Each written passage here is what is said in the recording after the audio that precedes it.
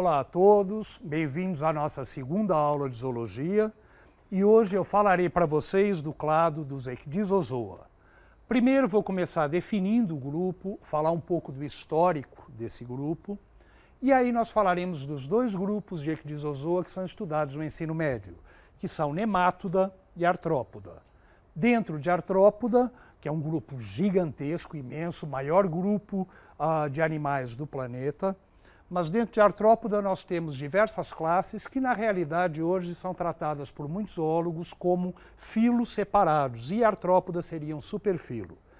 Na ordem em que acreditamos hoje que tenha ocorrido a evolução de artrópodes, essas classes que serão tratadas aqui são quelicerados, crustáceos, miriápodes e insetos.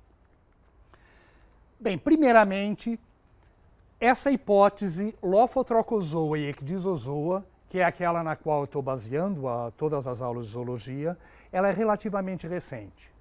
Até cerca de 20 anos atrás, até metade da década de 90, mais ou menos, acreditava-se que artrópodes e anelídeos fossem grupos irmãos, já que ambos apresentam metameria.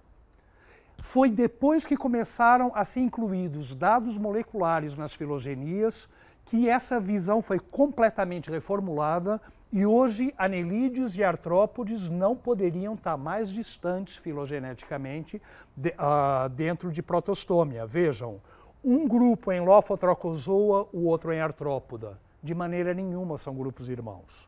Isso é o que se acredita hoje. Então, no passado, a união de artrópodes e anelídeos num taxon articulata, ou seja, com articulações, com metâmeros, contrasta com aquilo que acreditamos hoje que seja a divisão em Ecdysozoa e Lophotrochozoa. Primeiro dos filos, então, de que vamos tratar é o filo Nemátoda. Nemátoda, que vocês talvez lembrem como Nemateumintes ou como Aschelmintes, mas Aschelmintes engloba diversos outros filos além dos próprios Nemátoda. Os Nemátoda são animais triblásticos, bilaterais, presentes também em todos os ambientes, sendo que muitos deles são parasitas em pelo menos alguma fase da vida. Não são conhecidas tantas espécies de Nemátoda assim, mas isso é apenas porque esse grupo praticamente não é estudado. Os zoólogos hoje são de opinião que Nemátoda deve ter um número de espécies tão grande, ou pelo menos quase tão grande, quanto artrópodes. Só que ninguém estuda esses animais. Quando começarem a estudar a fundo, aí sim vão ver a diversidade gigantesca de espécies que deve ter aqui, com mais de 1 milhão de espécies, muito provavelmente. O corpo é cilíndrico com as extremidades afiladas, então ele é afilado tanto na região anterior quanto na posterior. Não é segmentado e há uma espessa cutícula bastante flexível e que vai ter papel fundamental na locomoção. Essa cutícula ela deve ser trocada para permitir o crescimento. Então isso é a ecdise que caracteriza Ecdysozoa. Vejam, o nome Ecdysozoa vem dos animais, todos os filos que estão nesse clado sofrerem trocas de cutícula, trocas para permitir o crescimento em pelo menos alguma fase da vida. São animais pseudocelomados. Então voltamos àquilo que eu disse na primeira aula. A visão tradicional, acelomado, pseudocelomado, celomado, podia ser muito lógica e ter uma história muito bonita, mas o que a gente vê hoje é que isso não é verdade. Esses animais, vocês lembram da filogenia, eles são bastante derivados na escala evolutiva, eles não são de maneira nenhuma um estágio primitivo, aí entre aspas. Então acredita-se que o pseudoceloma que esses animais apresentam seja uma condição secundária, seja uma regressão. Como é que isso é um pseudoceloma? Vejam, de um lado é revestido por musculatura longitudinal que é a única presente nesses animais. Do outro, a cavidade corporal é preenchida ou revestida por endoderme aqui do tubo digestivo. Então, o que nós temos é uma cavidade que de um lado tem mesoderme, do outro tem endoderme. Já não é um celoma, porque o celoma teria que ter mesoderme dos dois lados. Além disso, já vimos o celoma de anelídeos, e em anelídeos, além da musculatura, vai haver um peritônio de origem mesodérmica revestindo todo o celoma e segurando os órgãos. Aqui não há nada disso. E os órgãos, inclusive toda a parte do sistema reprodutor, fica solto, boiando dentro do fluido pseudocelomático que preenche essa cavidade. O trato digestivo é completo, há boca e há ânus. A excreção é metanefridial, são nefrídeos modificados, chamados de células renete. As trocas gasosas ocorrem através da cutícula, que é permeável, então são por difusão pela superfície da pele, e não há sistema circulatório. Toda a circulação é dada por esse fluido pseudocelômico que preenche essa cavidade e que, portanto, se estende ao longo do corpo de todo o animal. Agora, há uma característica muito singular nesse filo, que não aparece em nenhum outro grupo de animais. São os chamados processos mioplasmáticos. Vocês devem saber que em todos os grupos, os axônios, as células nervosas, as células nervosas emitem prolongamentos, que são os axônios, que chegam até a musculatura para excitar essa musculatura. Não aqui. Aqui são os músculos que emitem processos até as células nervosas. Então, esses processos que vocês veem aqui, os cordões nervosos ventral e dorsal, e os processos mioplasmáticos que vão das camadas musculares até os nervos, até os cordões nervosos. Não há reprodução assexuada nesses animais, somente sexuada, e eles são dioicos, há algum tipo de dimorfismo sexual. Então, o macho geralmente apresenta a cauda retorcida e tem umas espículas para injeção de esperma na fêmea. A fecundação, portanto, é interna e o desenvolvimento é indireto. Pode haver formas parasitas com vários hospedeiros. E, na realidade, a diversidade de parasitismo aqui é gigantesca. Podem ser parasitas de animais, parasitas de vegetais, formas que a larva é parasita animal e o adulto é vegetal, ou vice-versa. Então, uma diversidade realmente imensa de hábitos parasitários. Há apenas musculatura longitudinal, como eu falei, e essa musculatura longitudinal, quando ela se contrai, ela promove um tipo de movimento que é o chamado movimento coleante. Então, a musculatura contrai, ela dobra o corpo. Só que vai haver aquela cutícula bastante flexível e espessa que tende a voltar o corpo à posição original sem gasto nenhum de energia. Então, graças a isso, esses animais movimentam-se como se fosse dando chicotadas. São os tais movimentos coleantes. E isso, entre os interstícios dos grãos de areia ou dos grãos de terra do solo, é bastante efetivo. Muitos são parasitas de humanos, então só para citar alguns exemplos. Ascaris lumbricoides, causador da ascaridíase, popularmente chamada de lombriga. Diversos tipos de filárias que causam doenças bastante terríveis aí em humanos. Uma delas é a elefantíase, causada pela Wuchereria bancrofti. Há outros tipos de filárias em que o verme sai no olho, que são coisas muito impressionantes até de olhar. Amarelão, causado pelo Ancylostoma duodenale, ou Necator americano. São duas espécies que podem causar o amarelão. E, além disso, há uma grande diversidade de formas parasitas aqui. Segundo filo, filoartrópoda, outro que dispensa apresentações, trata-se simplesmente do maior grupo de seres vivos do planeta. São animais, então, triblásticos, bilaterais, presentes em todos os ambientes, muito diversificados. Muitas vezes eles são dominantes nos ambientes que ocupam. O corpo apresenta um exoesqueleto quitinoso, com apêndices articulados. O nome artrópoda vem desses apêndices. Artro, articulação, poda, pé. Então, pés articulados, patas, pernas articuladas. O celoma nesses animais ele é muito reduzido e ele localiza-se apenas nas gônadas e nos nefrídeos. Há uma ampla cavidade corporal, mas essa cavidade corporal ela vai ser formada por uma mistura entre o celoma e a blastocela embrionária. Então, é uma cavidade de origem mista, onde circula um fluido que pode ser chamado de sangue, mas mais comumente é chamado de hemolinfa. O crescimento dá-se por ecdise, o que caracteriza o clado dos Ecdysozoa, e nesse grupo ele foi bastante estudado e ele pode ocorrer ao longo quase que da vida inteira, ou pelo menos de grande fase da vida, ao contrário do que acontecia em Nemátoda. Como é que ocorre essa ecdise? Bem, ela é mediada por um hormônio, a ecdisona, e quando esse hormônio começa a agir, o animal ele produz um esqueleto novo dentro do esqueleto velho, e aí, dependendo do ambiente onde ele vive, ele começa a ou ingerir água ou então a acumular ar para inchar o corpo.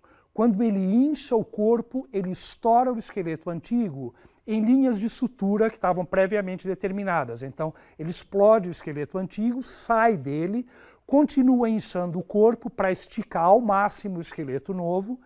E aí, quando esse esqueleto novo ele está completamente esticado, ele enrijece e o animal elimina aquela água e aquele ar que ele absorveu. Então ele murcha dentro daquele envoltório que agora está rijo. Então agora sim ele vai ter espaço para poder crescer realmente, para poder formar mais tecidos, mais células dentro do novo esqueleto.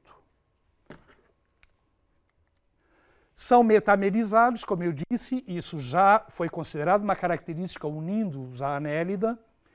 E a tagmose, ou seja, a divisão do corpo, ela vai apresentar regionalização. Pode haver, como no caso de insetos, uma cabeça, um tórax e um abdômen, ou então, como no caso de aracnídeos, um cefalotórax, representado pela fusão da cabeça com o tórax, mais um abdômen, ou como no caso de miriápodes, uma cabeça e o tórax e o abdômen fundidos num tronco indiferenciado. Os órgãos sensoriais são extremamente desenvolvidos nesses animais e, em particular, merecem destaque os olhos. Aqui nós temos olhos compostos, que são formados, às vezes, por milhares de omatídeos. Cada omatídeo é um olho separado, que produz uma imagem. No cérebro desses animais, todos esses olhos, então, todas essas imagens, são processadas para formar uma única imagem de todo o ambiente ao redor. Vocês podem ver que são olhos bem grandes e a disposição deles em diversos grupos, ela é caráter taxonômico e praticamente todos, pelo menos aqueles que vivem em ambientes com luz e que têm hábitos diurnos, todos os artrópodes apresentam olhos. Trato digestivo é completo, então a boca e ânus, e a excreção é por metanefrídeos, mas esses metanefrídeos encontram-se modificados e a localização deles varia conforme a classe em questão, como a gente vai falar depois. A circulação é aberta, então há um coração tubular dorsal com ostíolos com perfurações que fica dentro de um seio pericárdico hemocélico. E uma ampla cavidade do corpo de origem mista, como eu já falei. Então, o aspecto geral do sistema circulatório é bastante semelhante ao de moluscos, uma cavidade com coração tubular lá dentro. Só que em moluscos, aquela cavidade era um celoma, aqui não é. Aqui é parte de um seio da hemocela, com origem mista. E o que acontece é o seguinte, o coração contrai e expele o sangue pela aorta. Logo, acaba a aorta e o sangue cai nessa cavidade ampla, banhando diretamente os tecidos, circulação aberta. Por movimentos corporais, o sangue acaba voltando, então, para dentro, para a região do coração. Só que o coração, quando se contraiu, ele expeliu o sangue. Aí ele distende. Ao distender, pelas perfurações, pelos ósteos, ele chupa o sangue que está dentro daquele seio hemocélico. Então ele se enche novamente. E aí novamente ele contrai e expele esse sangue outra vez. Reprodução exclusivamente sexuada, embora esses animais tenham uma capacidade de regeneração bastante ampla, mas não para reprodução. Geralmente eles são dioicos, pode haver dimorfismo sexual. A fecundação pode ser interna ou externa, dependendo do grupo, e o desenvolvimento pode ser direto ou indireto. Primeira das classes, classe Chelicerata. Aqui nós temos límulos, que são animais pouco conhecidos no Brasil, porque eles são só do hemisfério norte, são animais marinhos. Mas, além disso, aranha, escorpião, ácaro e diversas outras formas que eu nem estou falando aqui, amblypige, uropige, etc. Tagmose é tipicamente cefalotórax mais abdômen, conforme eu falei agora há pouco. E os apêndices de quelicerados são um par de quelíceras, reparem, não há antenas, é o único grupo de artrópodes que não tem antenas. Um par de quelíceras, que são usadas no caso das aranhas para inocular o veneno, um par de pedipalpos, que servem para manipulação do alimento, e 4 pares de pernas. Sempre, todos os quelicerados têm 4 pares de pernas. No abdômen, os apêndices são muito reduzidos e eles são representados por pulmões foliáceos, que são estruturas respiratórias internas, mas que são apêndices modificados, e fiandeiras, que são as estruturas que produzem a seda e que produzem a teia. Então, aqui só para vocês verem exemplos, esse é o límulo, o animal marinho do hemisfério norte. Aqui uma aranha armadeira. A armadeira é muito comum no Brasil, uma aranha extremamente venenosa. Escorpião amarelo e os ácaros, que realmente é difícil a gente até saber quem é que é mais perigoso, se aranhas e escorpiões que têm veneno ou os ácaros que promovem tantos tipos de infecções respiratórias e alergias e etc. A excreção nesses animais ocorre por metanefrídeos que se localizam dentro das coxas das pernas, então são chamados de glândulas coxais.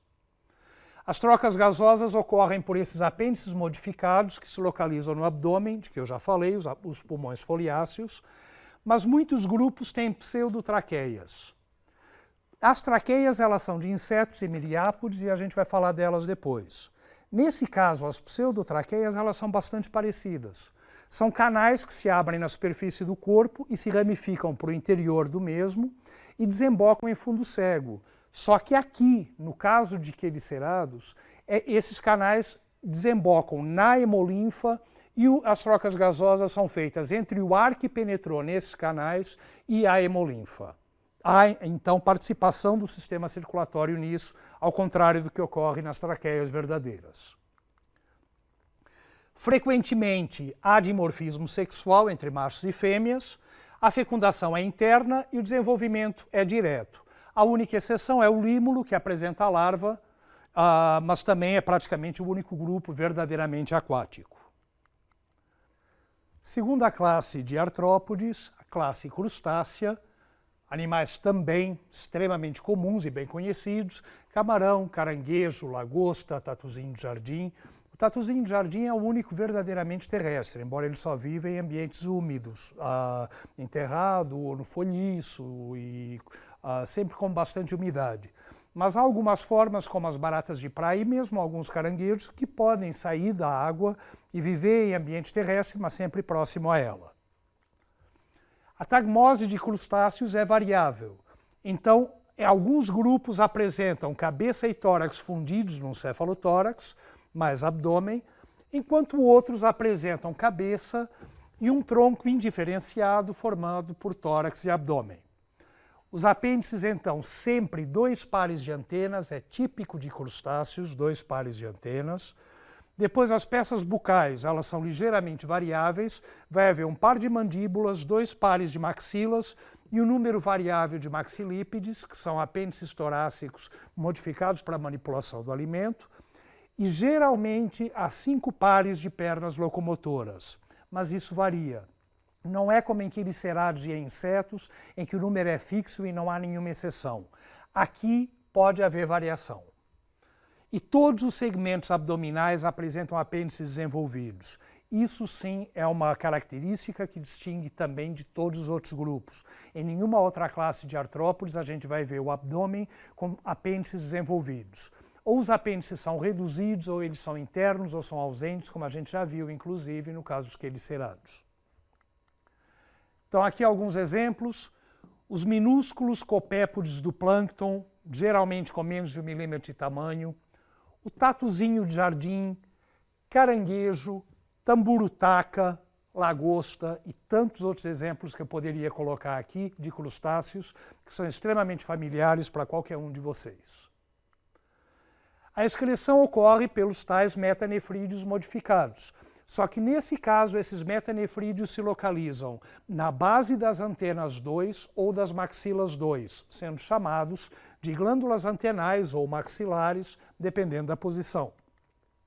As trocas gasosas vão ocorrer sempre por brânquias, sendo que essas brânquias elas são partes de apêndices ou torácicos ou abdominais modificados.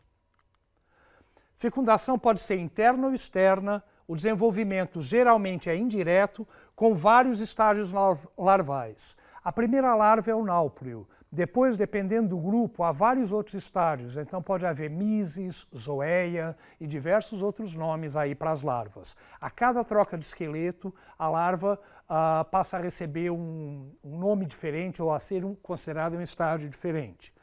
Muitas espécies apresentam partenogênese, ou seja, os óvulos se desenvolvem diretamente sem haver fecundação. Então nós temos populações onde machos não são conhecidos, aliás, populações e espécies, onde são conhecidas apenas fêmeas, e outras onde os machos só são produzidos em épocas ou de ressecamento ou de algum outro estresse ambiental, quando o animal produz machos para ter uma geração seguinte com maior variabilidade genética. No restante, em condições normais, apenas fêmeas que se originam diretamente de ovos não fecundados. Terceiro grupo, Miriápodes, que alguns zoólogos discutem ainda se seria um grupo monofilético ou não. Apresentam então 4 grupos aqui dentro, a gente só vê 2, que são os diplópodes e os quilópodes. Diplópodes, piolho de cobra ou milípode, quilópode, lacraia ou centopeia. Animais também bastante comuns e com certeza todos vocês já viram. Tagmose desse grupo apresenta a cabeça e um tronco uniforme, portanto, o tórax e o abdômen estão fundidos. Vai haver um par de antenas, um par de mandíbulas, 1 a 2 pares de maxilas e depois cada segmento do corpo apresenta um par de apêndices, um par de pernas. Só que, no caso dos diplópodes, os segmentos se fundem, exceto pelos mais anteriores, os segmentos se fundem 2 a 2, de maneira que cada diplosegmento vai apresentar 2 pares de pernas, 2 pares de espiráculos das traqueias também, e outras estruturas também serão duplicadas. Já os quilópodes têm um par de apêndices por segmento, mas no primeiro segmento do tronco, logo após a cabeça, vai haver apêndices modificados formando garras, chamadas forcípulas, que são usadas para a inoculação de veneno. Então, só para mostrar exemplos, quilópodes, vejam uma lacraia, um par de apêndices por segmento, e aqui as forcípulas no primeiro segmento do tronco. Já os diplópodes, vejam, também com certeza um animal que todo mundo já viu, muito comum aparecer em casas. Vocês veem os primeiros segmentos, tem um par de apêndices cada, mas logo depois é tudo duplicado, são os tais diplosegmentos de que eu falei.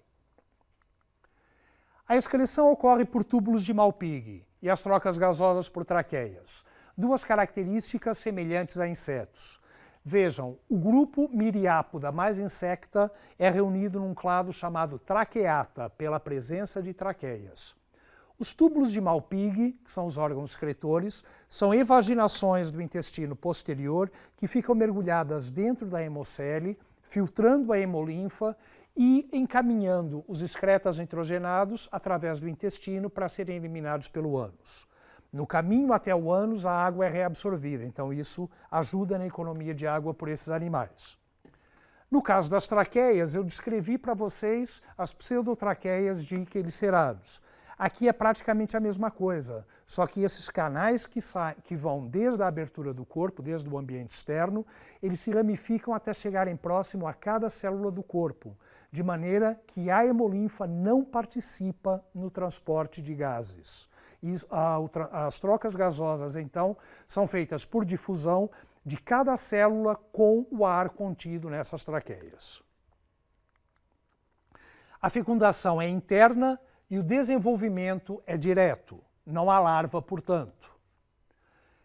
E o último grupo, classe insecta, maior grupo de todos, de artrópodes, é então o maior grupo de seres vivos do planeta. A tagmose de insetos é muito típica. Sempre vai haver uma cabeça com 5 segmentos, onde vão estar presentes um par de antenas, um par de mandíbulas e 2 pares de maxilas, o tórax com 3 segmentos, cada qual com um par de pernas, portanto 3 pares de pernas, e o abdômen com 11 segmentos, que na maioria dos casos não possuem apêndices. Os apêndices que estão presentes no abdômen são muito reduzidos, quase vestigiais, e têm funções reprodutoras. Então vocês veem alguns exemplos: um besouro, um grilo, uma pulga, uma libélula, um mosquito, uma borboleta. Só isso já para mostrar a imensa diversidade dentro desse grupo. A excreção, acabei de dizer para miriápodes, aqui é por túbulos de Malpighi, assim como as trocas gasosas são por traqueias. Fecundação é interna e o desenvolvimento pode ser direto ou indireto. E aí nós temos 3 tipos de estratégias reprodutoras em insetos. Os insetos considerados mais basais são ametábulos, ou seja, sem, o A significa sem, é negação, metabolia, sem metamorfose.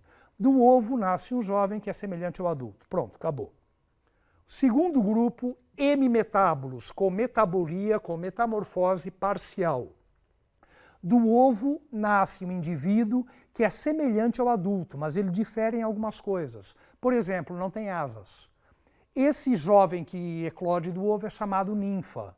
E a cada troca de esqueleto, a cada ecdise, vão aparecendo, por exemplo, brotos alares que vão ficando cada vez maiores a cada troca até atingir a condição do adulto, até ele ser um adulto. Então, é uma metabolia, uma metamorfose parcial. E o terceiro grupo dos holometábulos, metamorfose completa. Do ovo nasce uma larva, muito diferente do adulto, com outro hábito alimentar em relação ao adulto. Vejam que isso é muito importante porque não há competição entre larva e adulto. Essa larva é geralmente chamada de lagarta, mas o nome pode variar. E essa lagarta se transforma num adulto dentro de um casulo. Ou então algum outro tipo de capa, mas ela se isola do ambiente externo para poder sofrer a transformação e virar um adulto. As razões do enorme sucesso de insetos.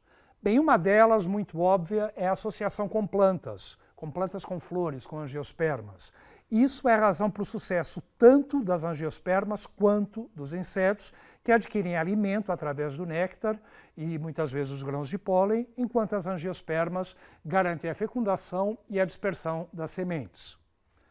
A ausência de competição entre larvas e adultos no caso dos insetos holometábulos, como eu falei agora há pouco.